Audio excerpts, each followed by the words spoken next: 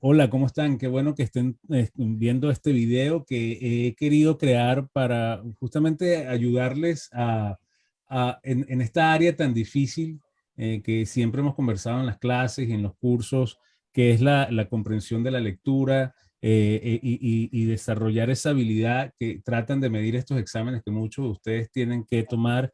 Y para eso tengo la gran suerte el día de hoy de estar con un amigo venezolano a quien conozco hace mucho tiempo y que tengo el placer de conversar y justamente en una conversación reciente le dije, oye, quizás me puedas ayudar con esto porque él es la persona ideal. Se llama Arturo Gutiérrez Plaza, el profesor, el doctor Arturo Gutiérrez Plaza, que es profesor universitario de la Universidad de Oklahoma del Departamento de Lenguajes Modernos de Literatura y Lingüística. Entonces ya eso ya les dice que él sabe justamente de este problema, porque su experiencia a lo largo de los años ha sido justamente entender el lenguaje y lo que es el uso de las lenguas modernas.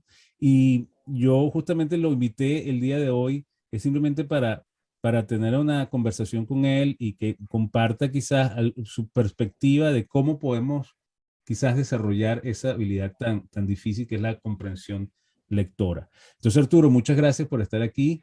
Bienvenido. No, muchas gracias, Luis, por la invitación. Un placer. Encantado de poder estar contigo y compartir con tanta gente. Cuéntanos nada más rapidito, ¿qué haces en la Universidad de Oklahoma? ¿Qué es lo que trabajas? ¿Qué enseñas exactamente? Bueno, yo soy profesor de español en la Universidad de Oklahoma, de idioma español y de literatura en español, tanto literatura latinoamericana como literatura española, ¿no? De distintas épocas, ¿no? Y de distintos cursos, ¿no? Entonces, doy cursos desde niveles, digamos, de práctica de la lengua en composición, en gramática, en conversación, hasta cursos ya más avanzados de literatura, de poesía contemporánea o no, hispanoamericana o española, o literatura en general, es decir, Claro. en lengua española, ¿no? Y me imagino entonces que justamente en tu clase el gran tiempo del trabajo que invierten los alumnos es leyendo, ¿no? Este, Así es, así es. Estos cursos son muy exigentes en ese sentido, pero es una exigencia absolutamente necesaria, ¿no? Sin la lectura es absolutamente imposible entrar en la literatura. La única manera de entrar en la literatura es desarrollando esas habilidades lectoras que me permiten descubrir ese mundo maravilloso que hay en la literatura como una forma de arte, como puede ser la música, como puede ser la pintura, como puede ser la danza. Es decir, la literatura no es solamente extraer información y entender qué se dijo, es un arte, como dije, como acabo de decir, como otros artes que tienen sus exigencias, sus implicaciones y un entrenamiento necesario para poder acceder a él. En este caso, el entrenamiento necesario es la lectura, ¿no? Sin la lectura y la lectura sistemática y profunda y pues bueno, no es un asunto que se resuelve de un día para otro, ¿no? Es un asunto que lleva tiempo de maduración y se logra en la medida que uno aprenda a disfrutar esa disciplina, digamos, yo siempre pongo el ejemplo de algunos ejemplos, por ejemplo, pensamos en la música. Una música como el jazz. El jazz es, para los conocedores del jazz, para los amantes del jazz, bueno, una forma superior dentro de la música, una cosa que uno disfruta. Ahora, cuando uno no sabe nada de música y escucha por primera vez eso, es puro ruido porque no soy claro, capaz de descifrar, no solo de descifrar, sino de disfrutar. Entonces, ese ejemplo que doy con el jazz lo podemos dar hasta con la cerveza. sí, Cerveza es algo asqueroso. Y claro. luego va aprendiendo, ¿verdad? A degustar y a diferenciar y Y lo sabe que es una buena diferente. cerveza de y así es todo en la vida. Entonces la literatura y la lengua, no solo la literatura, la lengua, la expresión verbal también pasa por allí. Es decir, es un Sí. arte. La expresión verbal es un arte. Saber hablar, saber leer, saber escribir, saber interpretar, todo pasa por esa exigencia, la de dominar un arte, ¿no?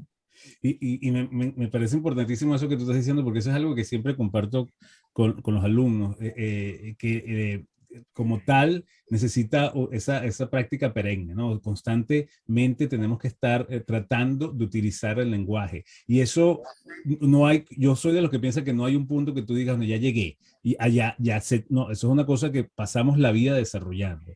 Los lenguajes son tan complejos y tan completos que decir que lo manejas en su totalidad es como un imposible, ¿no? Esto es una cosa que yo creo que cada día, yo por ejemplo, en los dos idiomas, tanto en inglés y en español, y eso es algo que trato de hacer, trato de leer en los dos. A veces siento que estoy leyendo demasiado en inglés y digo, no, déjame ponerme a leer un buen libro en español porque no quiero perder esa buena literatura española, porque es como eso, como tú dices, es como tocar un instrumento, ¿no? O sea, lo dejas de tocar y cuando ya lo tomas se traiciona, ¿no?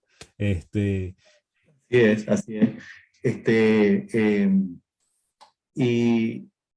Y, y realmente es una tarea, como dices tú, sin fin, ¿no? Un escritor es un eterno aprendiz, como cualquier artista en cualquier disciplina, ¿no?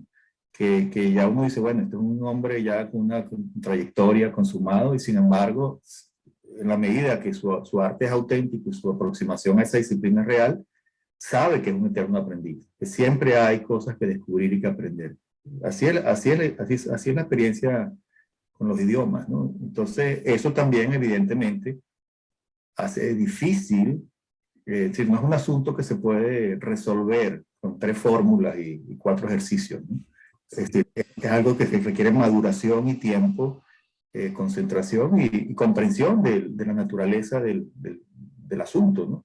Y yo sé que, bueno, los estudiantes que van a tus clases, pues ya son personas que han invertido mucho tiempo ya en la lectura, me imagino, y ya ellos van ahí con la expectativa de desarrollar más, como estamos hablando, de llevar esto a otro nivel. Pero si tuvieras a alguien que te preguntara cómo entrar en la literatura del español, la literatura latinoamericana o la hispana, o sea, ¿por dónde lo invitarías tú a que comenzara a explorar ese vasto océano de lo que es la literatura hispana? Bueno, yo diría, lo primero, como comentábamos antes, es aprender a leer. Leer no es una cosa mecánica, no es simplemente conocer un alfabeto, unas reglas gramaticales y extraer información. No, leer es algo mucho más complejo que eso. Es como decir, bueno, yo voy a aprender música, es decir, tocar un piano es algo mecánico, pero con eso no soy pianista. Es decir, es un nivel que, si yo no logro, digamos, asimilar esta tarea mecánica, no pasa a ser orgánica, yo jamás seré un pianista, ¿no? Que sea orgánico, que se haga parte de mi cuerpo, ¿no? Es decir, que ya sea una cosa, es como manejar un carro.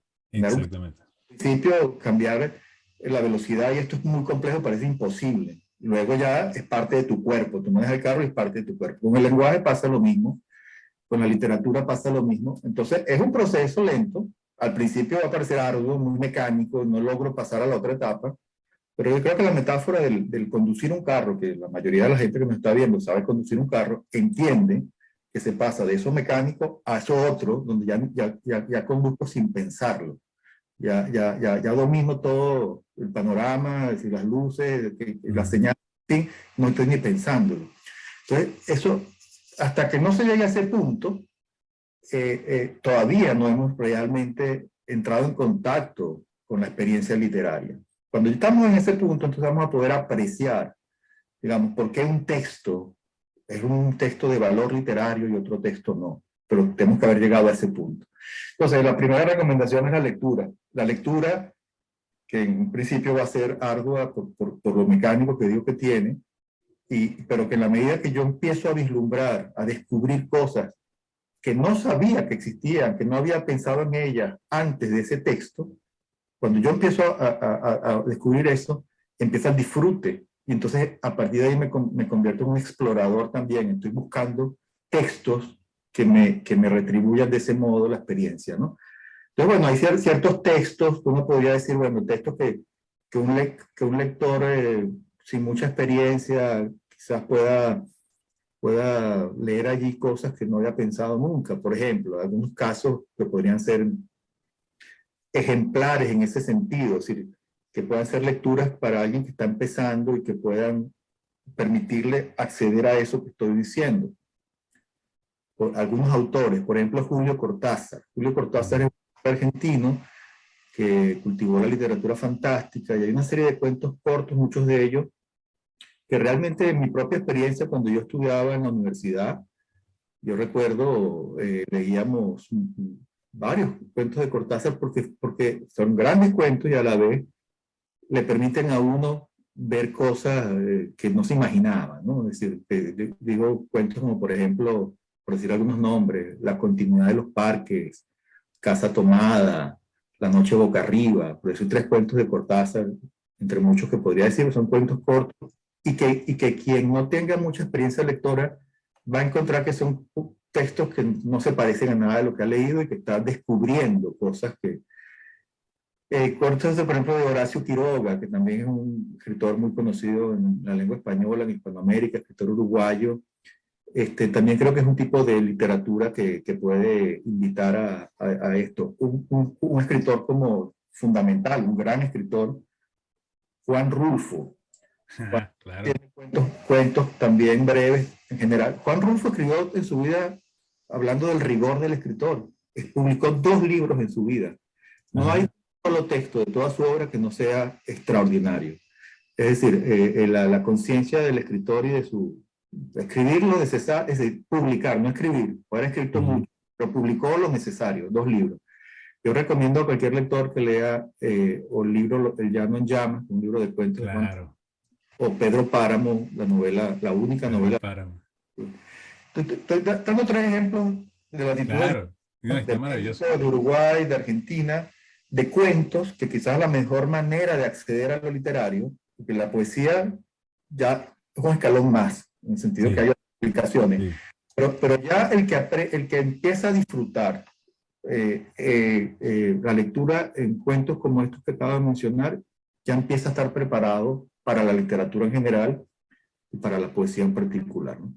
Y eso me parece, me acabas de traer recuerdos cuando estaba yo en el bachillerato, pues en la preparatoria, que me mandaban a leer esos cuentos y de verdad que abrían un mundo, ¿no? Abrían toda una serie de imágenes. Y yo no sé de quién, porque de verdad que no me acuerdo, pero me acuerdo que una vez, yo no sé si fue Sábato, Ernesto Sábato, o no sé quién, que el maestro leyó en frente a la clase, no sé si era un poema, no me acuerdo, creo que era una historia, pero que yo me acuerdo que él estaba describiendo algo que daba vueltas y giraba en el espacio, pero lo describe con aquellas imágenes y el maestro pregunta, ¿quién sabe de qué está hablando? Y nadie sabía. Y yo dentro de mí yo decía, yo sí sé, pero yo era muy tímido, ¿no? Y me da pena levantar la mano. Pero fue esa vez que yo había visto tan claro esa imagen que yo dije, levanto la mano y, ¿qué es, Luis? Es un cigarro y es el humo del cigarro que está saliendo del cenicero. Perfecto. Y yo, ay, sí, la pegué. O sea, pero me emocioné en aquel momento como un niño que logró ver algo que los demás no habían visto. Y esa imagen no se me olvida, porque es cuando yo dije, wow, qué interesante es como el autor puede crear estas imágenes que otros quizás no lo ven. Y yo me acuerdo que en aquel momento le decía a mis niños, a mis amigos, ustedes no lo vieron porque es que mi mamá fuma. Y mi mamá siempre está fumando. Entonces a veces cuando estoy haciendo tareas con ella, lo que estoy sentado viendo el cigarro, haciendo lo mismo que describió el autor. Y no se me olvida nunca. Entonces eso es lo que me parece bonito, eso que acabas de decir, de que hay muchas, estas historias, y que ahora que las pensiones me recordó cuando las leí, es eso, te empiezan a generar estas imágenes y te empiezan a crear este mundo maravilloso latinoamericano, que lo describen ellos de una manera perfecta, pues. Entonces, y eso es lo que yo les invito a mis alumnos, que lean, porque con eso empiezan a descubrir una serie de cosas maravillosas que a lo mejor no conocían. Así es, y es muy interesante la anécdota que acabas de narrar, relatar, porque yo creo que es una anécdota que muchos de los que hemos entrado en la literatura, que estamos en la literatura, podemos también contarla, ¿no? Esa experiencia es una experiencia común, porque aquí lo que quiero decir es que la experiencia de haber descubierto algo en la literatura, muchas veces se da en un aula de clase donde la inmensa mayoría de los estudiantes no les interesa nada lo que el profesor está diciendo, es aburridísimo. Y de pronto hubo un profesor con un estudiante que logró que hubiera una motivación, un estímulo. Conectar, sí. Y ese estudiante a partir de ese día descubrió que hay algo que buscar en la literatura y a lo mejor el resto no. Porque yo le digo a los estudiantes muchas veces, bueno, pues ya los estudiantes que están en posgrado en literatura o que ya están en otro nivel más avanzado de literatura, que decidieron estudiar literatura en algún momento, digo, bueno, ustedes están aquí a pesar de los profesores y de la educación que tuvieron de literatura que la pregunta es cuál es el personaje principal, cuál es decir, cosas triviales y superficiales en las que no hay descubrimiento ninguno, ¿no? O separar las sílabas de un poema, contar las sílabas, cosa que eso no es poesía, es decir, eso es un elemento, digamos, mecánico, técnico, como decía antes, en relación a un piano y el pianista, pero no es la poesía. Entonces, esa experiencia que dices me parece muy interesante, porque yo también viví algo similar en primer año de secundaria. Una profesora tenía un libro muy grande, verde, y era una profesora pasante, ella era estudiante de la Universidad Católica Andrés Bello, y estaba pasantía en el colegio en el Emil Friedman, y donde yo estudié, y entonces ella leía un cuento, y nadie le hacía caso. Todos los estudiantes no le hacían, nadie le hacía caso. Y yo me enganché con lo que la profesora leía, y ese era un cuento de un extraordinario escritor, se llama Jorge Luis Borges, argentino, y el cuento se llama Las ruinas circulares. Un cuento sumamente interesante, muy filosófico, porque un personaje que él noche tras noche llega a unas ruinas y en sus sueños va creando un ser humano, va creando un ser humano. Entonces un día le crea el cuerpo, después de estos días las articulaciones, y así noche tras noche lo va creando hasta que le crea el corazón, y va creando en sueños a un ser humano. Y entonces hacia el final del cuento hay un incendio y se despierta y él está rodeado de fuego y sale huyendo y cruza el fuego y en ese momento no se quema y se da cuenta de que él también es un sueño de alguien que... Wow. Entonces, Wow. es decir, El eso, twist ahí al final de eso. el twist estaba allí, pero yo tenía 13 años y yo de pronto con ese cuento complejo, filosóficamente complejo y estructuralmente complejo, dije, bueno, ¿qué es esto? ¿No? Y entonces, esto es la literatura. Eso es la literatura. Pero sin, el punto es que con cualquier arte, si no logramos que haya que se cree un estímulo, algo que es una suerte de revelación, de descubrimiento, y de ahí deriva una pasión, vamos a estar siempre fuera. Entonces yo no voy a apreciar el jazz, no voy a poder apreciar una pintura abstracta, no voy a poder apreciar la literatura, porque no llegué nunca a hacer clic, como la que tú acabas de comentar de cigarrillo, que bueno, sí, no mucho lo que sea, pero para ti fue un descubrimiento. Claro, claro. Tú te emocionado porque tú viste algo allí que los demás no pudieron ver, porque los demás no estaban en sintonía con lo que se estaba leyendo allí, ¿no? Sí, sí, sí, eso es justamente lo que me parece maravilloso de la literatura y la lectura, como cualquier otro arte, como tú dices. Oye, y una de las cosas por la cual también quise invitarte era porque en mis estudiantes, en la mayoría de los casos, cuando practicamos y cuando hacemos ejercicios de comprensión de lectora, uno de los retos es cuando tenemos poesía, ¿no? Cuando aparece algún tipo de poema y hay una serie de preguntas que lo que tratan es de saber si eres capaz de interpretar lo que está tratando de decir el poema con todo este vocabulario, estas figuras literarias. Y yo sé que como dijiste hace rato, esto de la lectura es un arte que se desarrolla con el tiempo, pero ¿tú crees que hay alguna manera o una fórmula o algo que nos pueda ayudar a ser capaces de interpretar un poema, digamos, de manera rápida y poder sacar lo que trata de decir el poeta? Bueno, quizás el primer presupuesto, digamos, la primera cosa que habría que tener presente, de la que tendríamos que tener conciencia al leer un poema en general. El poema es el alto, la poesía es el grado más alto de lo literario en términos de que es donde la potencia del lenguaje llega a su máximo nivel. ¿Qué quiero decir?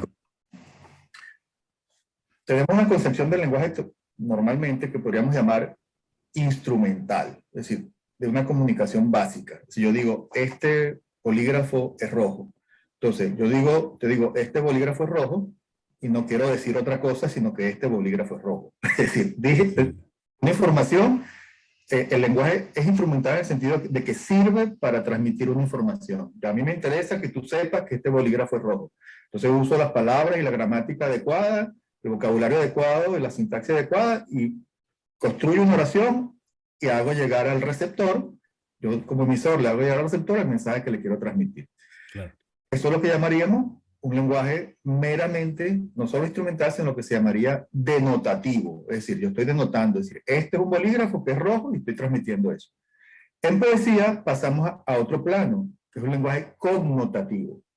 Connotativo es que ya pasamos de lo literal a lo literario. Entonces, cuando yo digo en un poema donde haya un verso donde se refiere al rojo, ese rojo no es el rojo de este bolígrafo. Puede ser dentro del contexto de ese poema, la pasión amorosa, puede ser, es decir, empieza a tener connotaciones. Connotaciones quiere decir que no está achicado, no está limitado, restringido al lenguaje convencional, sino que pasa entonces esa frontera y es un lenguaje simbólico, un lenguaje que sugiere, pero que incluso nadie puede decir exactamente qué significa. Es una tarea fallida de antemano decir este poema significa esto, porque eso es quedar fuera de la poesía.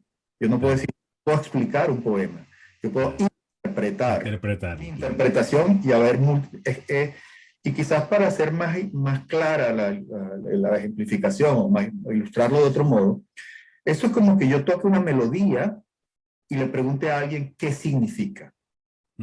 La pregunta ya es fallida, la respuesta no existe. Es decir, yo no puedo decir qué significa una melodía. Yo puedo decir qué siento, qué emociones me produce, en qué estado intelectual y emocional me pone. Y eso que siento yo puede ser muy distinto a lo que le ocurre a otra persona. Entonces, estamos hablando de ese nivel del lenguaje que lo que produce es ese tipo de efectos. Lo primero es tener conciencia de que cuando hablamos de poesía y cuando leemos poesía, para entrar en la poesía hay que estar dentro de esos parámetros, si no estoy totalmente fuera. Si solo me voy a leer el poema para decir, ¿qué significa esto? Ah, ya entendí qué significa. Eso es como, digamos, extremadamente reductivo. Obviamente, yo voy a leer un poema, voy a tratar de interpretarlo y saber qué significa, pero tengo que saber que es una interpretación entre muchas. Tengo que también, de algún modo, no es cualquier interpretación. El poema tiene una coherencia interna, entonces yo tengo que ver los elementos que están en ese poema que me permiten extraer una posible interpretación dentro de un mundo que digo en principio es connotativo, no denotativo, así que hay muchas posibilidades. Y lo rico, justamente, la riqueza artística del poema es esa polivalencia, esos múltiples colores, esa multiplicidad de interpretaciones posibles, como en todo arte, ¿no? Entonces, esa es quizás la dificultad mayor para alguien que se enfrenta a la poesía, pero es una dificultad que realmente deriva o nace del hecho de no tener de partida conciencia de que de eso se trata la poesía. La poesía, como decía antes, okay, yo puedo contar las sílabas que hay en un verso, puedo ver las rimas que hay, todo eso lo puedo hacer, como el cómputo métrico, el cómputo silábico, pero con eso estoy completamente fuera del poema. Esos son elementos importantes para crear, porque este es otro asunto importante. La poesía coexiste no solo un mensaje que hay allí, un eventual mensaje que puedo interpretar de muchos modos, sino que otros tipos de, digamos, otros elementos que son parte de la lengua, del idioma, que apelan a otras formas de sensorialidad, es decir, la sonoridad del poema, ¿verdad? ¿Cómo es el poema? ¿Cómo es el ritmo del poema? Es intraducible, pero eso es el momento sustantivo de un poema. muchas veces se dice, ¿no? En términos de la historia, de la tradición, que en el poema se cuenta cantando. Es decir, los dos, contar y cantar. Un poema no es solo contar algo, un poema es contar cantándolo. Y el cantar del poema tiene un efecto tan importante, además son indisociables, no es que estar por acá y cantar, que van juntos. Entonces, yo tengo como que activar toda una serie de facultades perceptivas, digamos, para realmente asimilar el poema en esa integridad, cosa que no es fácil, obviamente, y requiere mucha lectura, mucho entrenamiento, pero todo esto que estoy diciendo es como para de antemano aclarar por qué es difícil y de antemano aclarar a qué tengo que llegar para poder tener una verdadera comprensión. Tratar de aproximarme a ese punto para poder tener una comprensión más cabal y ver cómo entrarle al poema, ¿no? Yo no sé si quizás, y a lo mejor vas a decir que estoy llevándolo a un plano muy simplista, pero es porque es la realidad de las cosas, el tipo de pregunta que tienen que muchos de mis estudiantes responder cuando les aparecen poemas en estos exámenes de español, es que básicamente,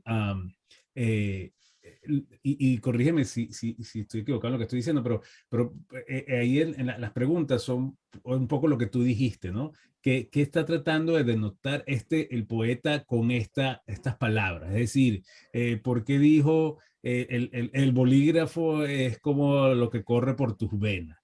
No sé, porque es rojo como la sangre, no lo sé.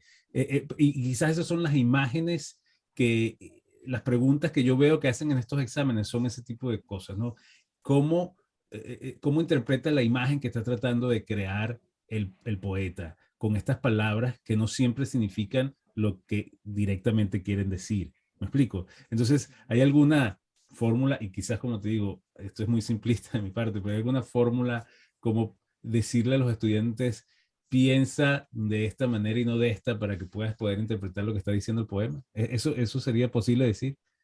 Bueno, el ejemplo que diste, que acabas de dar me parece muy adecuado, porque, por ejemplo, tú dijiste algo así como que el color del bolígrafo es como Aquello que corre por tus venas, algo así. aquello que corre por tus venas. Okay.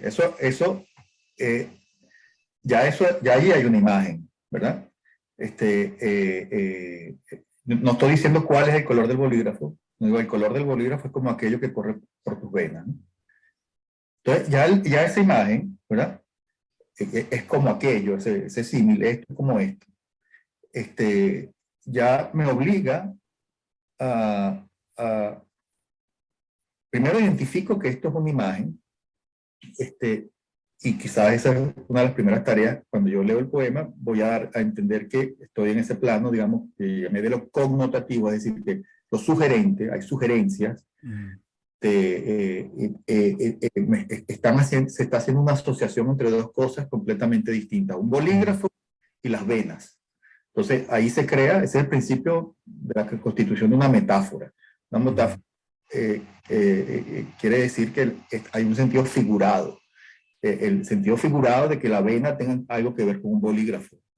Estoy figurándome algo y asociándolo para crear una nueva realidad, una nueva posibilidad de ver, ¿verdad? Yo antes jamás había pensado que el color de un bolígrafo tenía que ver algo con las venas, jamás había pensado en eso. Entonces, a partir de ese poema, pensé y asocié por primera vez eso.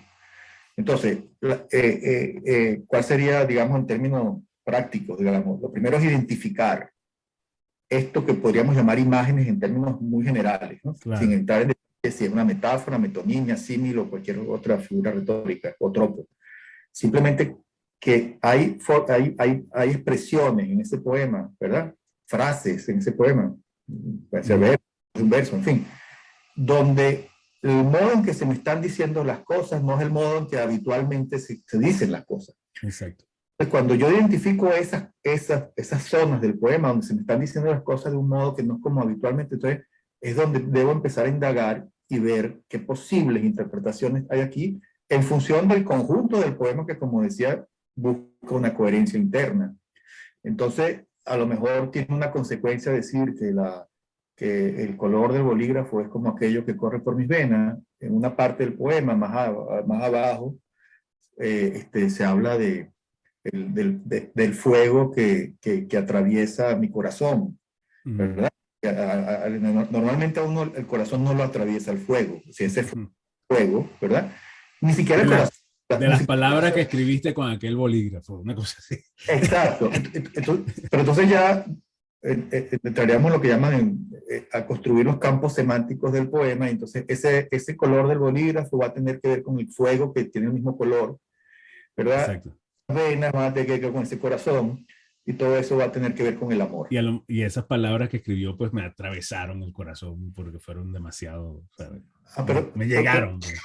Pero supongamos que en el poema no existe la palabra amor. Claro, claro. Viendo estas imágenes, claro. Y yo interpretar que es un poema amoroso. Claro, claro, exacto. Eso es un poema. Es decir, estos son como tips de cómo yo estaría extrayendo, identificando imágenes que me permiten ver una totalidad y me permiten entender por lo menos el tema de lo que trata. Y otra cosa importante, fundamental, en la literatura general y en la poesía en particular, un poema exige varias lecturas. No es que yo leí una vez y se acabó. Es decir, porque entonces hago un recorrido, identifico una cosas, tengo una primera comprensión, vuelvo y entonces voy rearmando. Es como un rompecabezas que estoy armando y después lectura tras lectura ya de pronto quedó completamente armado el rompecabezas. Claro, claro. Más o menos preciso con toda la complejidad que hay en las interpretaciones posibles de un poema, pero ya tengo una interpretación más o menos armada. Claro. Tenga eso, entonces voy a ver cuáles son las preguntas que me están haciendo. Pero ya tengo como claro ese mapa, ese rompecabezas. Entonces, varias lecturas, entonces como técnica, digamos, ir leyendo, viendo las imágenes, viendo cómo se relacionan esas imágenes.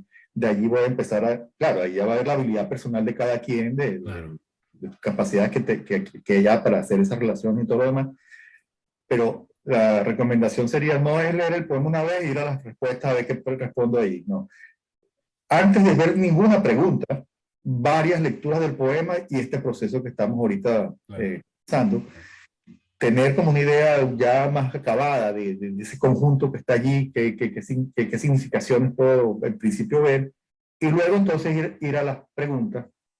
Y obviamente las preguntas seguramente me van a exigir volver al poema, pero ya tengo como el pie mejor puesto ya. Sí. Antes de las preguntas ya estoy mejor parado, porque si le entro a la pregunta sin haber leído muy bien ese poema, pues estoy perdido por completo, ¿no? Y te puede confundir aún más, ¿no? Te puede crear esa desesperación de que no... Sí, por ejemplo, leí el poema la primera vez y entonces una de las preguntas es, ¿el poema trata de un bolígrafo? Porque simplemente no hice ese proceso. Entonces, habla de un bolígrafo. Exacto. Y a lo mejor, exacto, sí.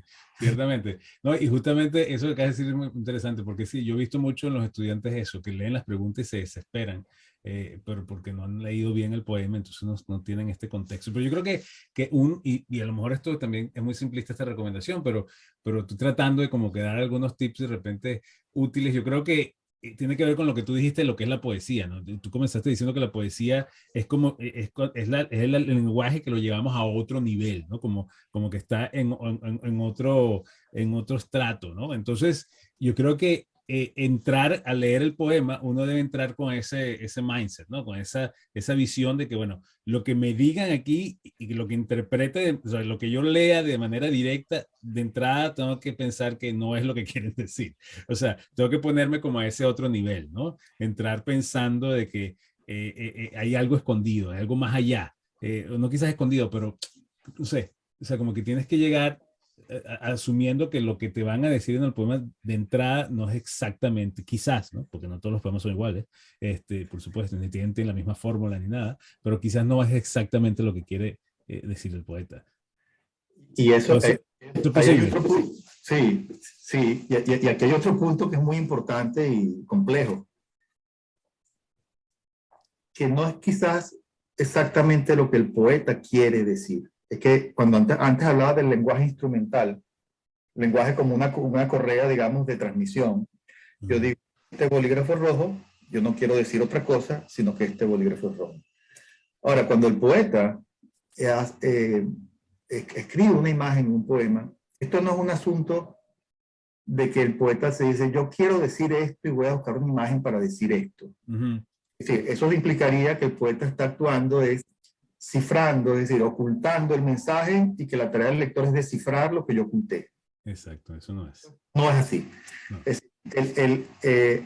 Tú hablaste hace un rato de Ernesto Sábato, cuando contabas la anécdota de tu experiencia, una de tus primeras experiencias con la literatura. Hay un libro de Ernesto Sábato que se llama El escritor y sus fantasmas. Y entre las cosas de las que habla Sábato es cómo el proceso de escritura está rodeado de fantasmas. Es decir, el escritor llega un momento que no sabe ni siquiera muy bien qué quiere decir, porque el protagonista es el lenguaje. Y cuando decíamos que la poesía está en ese máximo nivel, en su máxima potencia, es que el lenguaje, de algún modo, cobra vida. Va conduciendo, van surgiendo asociaciones inesperadas que el poeta escribe sin haberlas pensado y sin poder saber qué significan muchas veces. Entonces no se trata de que no entendí lo que el poeta me quiso decir.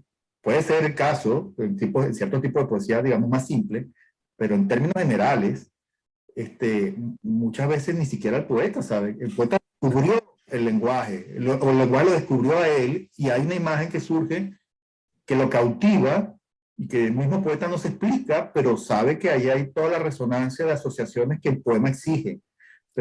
Y por eso vuelvo al caso del músico. Si un músico pone un do, un fa, un mi bemol, qué sé yo, es una sonoridad que lo cautiva, pero él no puede explicar, yo puse esto para que el que escuche interprete esto, ¿no? Claro. Entonces, siempre hay que llevarlo a ese plano como para entender el nivel en que está el lenguaje poético, ¿ok? Entonces, por eso también en la poesía contemporánea pues existe mucho lo que se llama poesía hermética, poesía que no podemos decir significa esto, porque desde de partida no se plantea eso. Por supuesto, no estamos hablando ahorita de ese nivel de poemas, de ese tipo de poemas, son poemas mucho más legibles, más entendibles, pero es poesía. Entonces siempre tenemos que pensar que estamos en otro nivel, más connotativo, y que siempre va a haber imágenes que sobre todo son, cuando hablo de potencia, es porque pueden posibilitar muchas interpretaciones, es decir, por eso no es simplemente decir el bolígrafo es rojo, que no significa sino que el bolígrafo es rojo, sino que una frase puede significar muchas cosas. En el contexto del poema, pues, de lo que... Y que el poeta descubre, es decir, el poeta descubre mientras escribe el poema asociaciones que no eran insospechadas. De algún modo, hay una frase de un poeta fundamental que además fue, si hay algún alumno cubano o no cubano, todos seguramente fue José Martí. Claro. Bueno, José Martí, que un gran poeta, un gran intelectual y prócer de Cuba, ¿no? Hay una frase de Martí que decía, ¿quién no sabe que el lenguaje es el jinete del pensamiento y no su caballo? ¿Qué significa eso? Que el pensamiento, quien dirige al pensamiento, es el lenguaje. No es que yo tenga una idea y busco un lenguaje para transmitir la idea que tengo sin lenguaje, sino que las ideas se me generan desde el lenguaje. Y el lenguaje dirige el pensamiento, es decir, el lenguaje. Y por eso la riqueza verbal, el dominio del lenguaje que tú tengas, va a hacer que tengas un pensamiento más rico, porque van a ir surgiendo ideas que eran imposibles. Tú no puedes pensar sin un lenguaje, sea la matemática o el lenguaje verbal, no puedes pensar sin un lenguaje, necesitas un lenguaje, un sistema de signos. Entonces, ese sistema, de algún modo, tiene cierta autonomía, es decir, está ya como orgánico, ¿no? Ah. Y tú tienes una idea alrededor de la palabra y hay una asociación con otra, y de ahí surge una idea por esa asociación, que si no se da esa asociación, esa idea no puede surgir, ¿verdad? Sí. Entonces, es muy interesante porque en ese nivel es que estamos hablando cuando estamos hablando de la poesía. Como el lenguaje, por eso insisto, en el máximo grado de potencia del lenguaje, tiene una dinámica, se va dando una dinámica en la relación con el lenguaje, que el lenguaje va generando imágenes, por supuesto, uno las controla, uno las dirige, uno las descarta, y busca coherencia en el poema. Cualquier poema podemos entenderlo porque hay coherencia, si no sería totalmente... Pero es importante que entendamos que la manera como se usa el lenguaje no es esta simplista que tenemos de yo tengo una idea, voy a buscar la mejor manera para hacerle llegar la idea al otro. Un poema nunca va a ser eso. Claro. Y no, y parece maravilloso eso que estás diciendo, porque al final, ¿quién lleva a quién? ¿No? ¿El lenguaje o el poeta? Y eso me lleva a lo que yo siempre digo en mis clases y con lo cual yo comienzo todos estos cursos o clases que doy, es que empieza por desarrollar el lenguaje, es decir, empieza por darle a tu cerebro la mayor cantidad de palabras, el mayor cantidad de conceptos, interpretaciones de diferentes palabras, porque yo creo que muchos de mis estudiantes, por el hecho de que han crecido aquí en los Estados Unidos hablando más inglés que español, y el español que a lo mejor han desarrollado ha sido limitado a ese español coloquial que se habla con los padres en casa, y nunca exploraron una lectura más allá de lo mínimo necesario en español, pues no han desarrollado ese lenguaje. Entonces, el primer gran reto que tienen ellos es que cuando afrontan este tipo de textos, y en especial como tú lo estás diciendo, que la poesía es aquella expresión máxima del lenguaje, donde el lenguaje está a su máximo poder, wow, entonces se le pone súper difícil, ¿no? Porque hay palabras que son completamente extrañas para ellos, hay imágenes literarias, porque son estas combinaciones de palabras que para ellos quizás no tienen sentido porque no lo han visto antes. Entonces, yo, como siempre les digo, y es un poco lo que tú has dicho, esto empieza por en prepararse en el día a día, invertir el tiempo en leer. Aquellos que han estado en mis cursos saben que les recomiendo que compren en los libros digitales, porque con el Kindle tú puedes, cada palabra que no entiendas, tú le das el dedo apretado y te lo define, te lo traduce, te lo pronuncia. Y así es como vas a ir construyendo. Pero esto no es una cosa que se desarrolla de la noche a la mañana. Esto es una cosa que toma tiempo, así como lo dijimos, esto es algo que todos estamos desarrollando el resto de nuestras vidas. Y yo no quiero quitarte mucho más tiempo, Arturo, pero sí quisiera que antes que nos fuéramos, que si quisiéramos, así como comentaste de algunos libros de literatura, si quisiéramos invitar a los estudiantes a que desarrollen la práctica con la poesía, ¿qué poetas recomendaríamos así para los novatos, ¿no? Digamos, aquellos que queremos entrar en este mundo maravilloso de la poesía, pero estamos empezando, y que de repente es un libro que se pueden comprar en el Kindle y empezar a practicar todo esto que les estoy diciendo?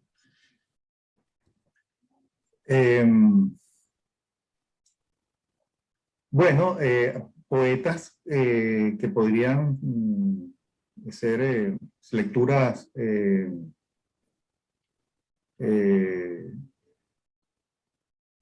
importantes, ¿no? En esa etapa que estás diciendo, por ejemplo, las odas elementales de Pablo Neruda, que son sencillas de entender, es una escritura sencilla, pero a la vez muy simbólica, ¿no?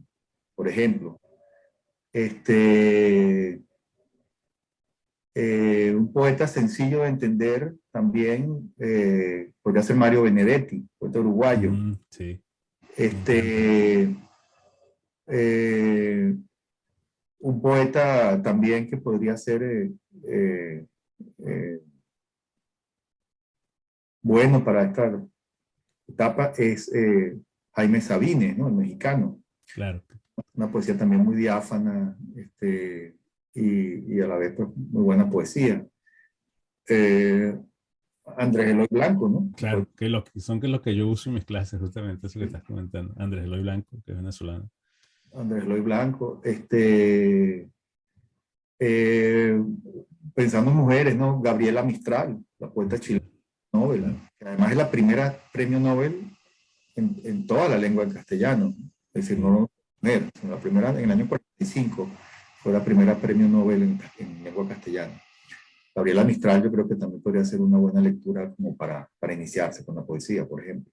Bueno, perfecto. Eso ya es bastante. Ya por ahí tienen un buen trabajo, una buena tarea por desarrollar. Y maravilloso, porque de verdad que todos estos poetas que nombraste son maravillosos. Algunos que están en mis clases saben que yo he usado a Sabines, a Neruda, por supuesto Andrés Eloy Blanco, con quien yo se lo cuento a mis alumnos. Andrés Eloy Blanco yo lo utilicé de herramienta de conquista, porque a mi esposa, antes de que fuera mi esposa, le mandé muchos poemas a Andrés Eloy Blanco, ¿no?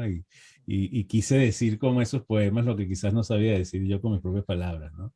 Entonces, Bueno. y eso es bonito, y eso es lo otro, que yo les invito a la gente que de verdad lean la poesía, porque es muy bonito, es algo como que se está perdiendo. Yo lo veo en mis clases, yo le digo a los estudiantes, no les gustan los poemas.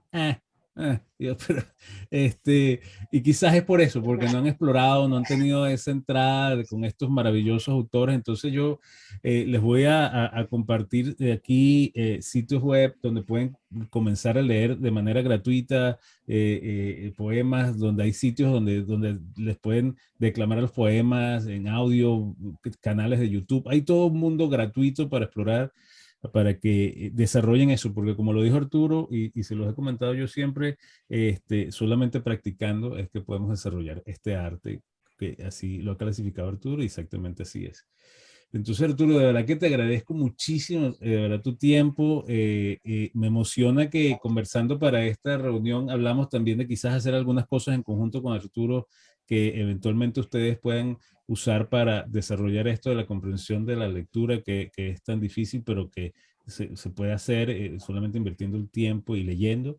Y cuando eso esté listo ya les informaremos. Y de nuevo, Arturo, muchísimas gracias. Te deseo mucho éxito en el trabajo maravilloso que estás haciendo allá en Oklahoma y espero verte pronto de nuevo por aquí en casa como estuviste este pasado diciembre. Ok, muchas gracias. No, muchísimas gracias a ti, un placer, encantadísimo y bueno, me complace mucho que de estas conversaciones esta conversación que hemos tenido hayan surgido reflexiones interesantes de interés para los estudiantes y Yo sé que lo van a apreciar.